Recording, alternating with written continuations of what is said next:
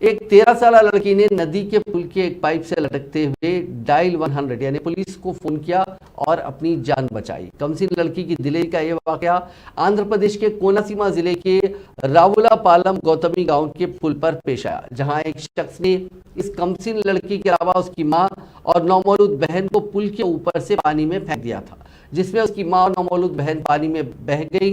ताहम ये कमसिन पुल के नीचे एक पाइप के सहारे से पानी में बह जाने से बच गई और उसने दिलेरी का मुजाहरा करते हुए अपने पास मौजूद सेल फोन की मदद से पुलिस की मदद ली। तफसीलात के मुताबिक पुष्पला सुहासिनी जिसकी उम्र 35 बरस है, इस खातून ने अपने शोहर से अलहदगी के बाद उसी गांव के रहने वाले सुरेश के साथ गुंटूर जिले के ताड़ीपल्ली में रहना शुरू किया। इसकी दो बेटियां 1 साल जर्सी और 1 साल की और 13 साल की लक्ष्मी कीर्तिना भी उनके साथ रहते थे।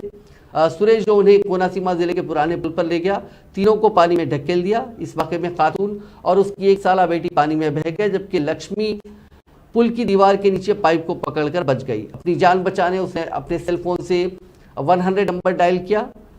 एसआई वेंकट रमना फौरी नेशनल हाईवे के अमले के साथ मौके पर पहुंच गए और उसको बचा लिया।